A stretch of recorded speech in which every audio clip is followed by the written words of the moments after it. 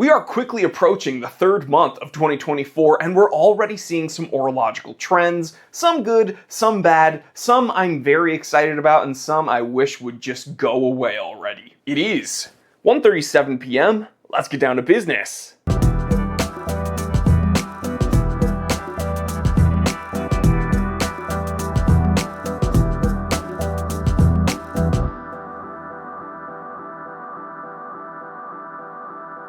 So the first horological trend is that yellow gold seems to be back, and I'm excited about that because I'm already over the whole like Everose, rose gold. I think yellow gold is much more old school, much more vibrant, bright, and fun. And we're getting watches like the Piaget Polo 1979, the Daniel Roth Tourbillon Subscription, the Breitling Chronomat 36, which is the Victoria Beckham collaboration, I believe, the Tissot PRX Powermatic 80, and that's the Damian Lillard collab, the Certina DS7, and the Tissot PRX Digital, which came out in gold. So again, not all the watches that we are seeing on this list are solid yellow gold, but it's that yellow gold tone that seems to be more popular this year. Okay guys, so I complain about this all the time, and I wasn't sure if I was going to add this to the episode, but when you look at all of the watches I just mentioned, you see some commonalities there, and yeah, you can see integrated bracelets seem to be here to stay for 2024, and that's super duper unfortunate, but like, come on, like what is going on here? It's like they're all the same watch. But thankfully we can move past those integrated bracelets and go to the next trend for 2024, which seems to be vintage reissues, something I'm very excited about as a vintage watch collector. Again, the Piaget Polo 1979 is a reissue of a watch from 1979. Who would have thunk? You know, the Casio Tron, which is a really awesome kind of celebration piece of Casio's first ever watch. We got yet another Timex Marlin, the Certina DS7, that's another circa 1970s reissue, the Bulgari, and that very cool Longines Conquest Heritage Central Power Reserve. That's actually a very old design from Longines. Now, I hear a lot of people complaining whenever watchmakers do these reissues. They're like, come up with something original. But honestly, if it's well done, I think it's very fun because it gives modern collectors an opportunity to have a piece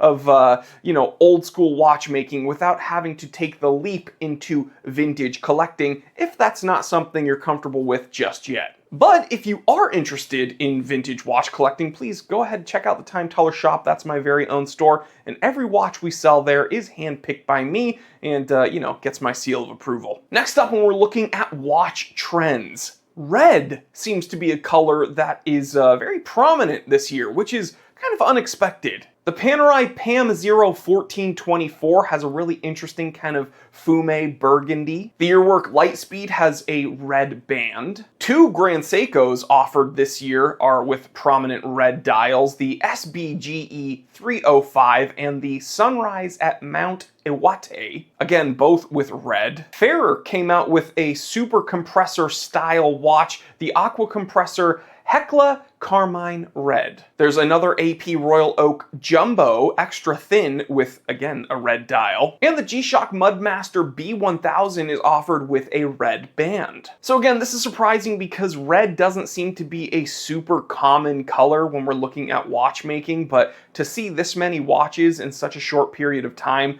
come out featuring this color, I don't hate it. And the final trend that we are seeing this year already is Meteorite dials are once again showing their evil head. You know, they were very, very popular around 2018, and now it seems like they're back. I mean, Frederic Constant, the classic tourbillon Meteorite manufacturer, the Zenith El Primero Chronomaster Sport Gem Set with a Meteorite dial, the Bulova Lunar Pilot Meteorite, which I think actually is the best of the bunch in my opinion, and the Omega Constellation Meteorite Coaxial Master Chronometer. So what do you think about these horological trends? Thumbs up, thumbs down, which one's your favorite and which one do you wish would go back to 2023? Let me know in the comment section below and I will catch you on the next one. Stay happy, stay healthy, stay blessed. I'm Jory Goodman, the Time Teller, and always remember, I didn't invent time.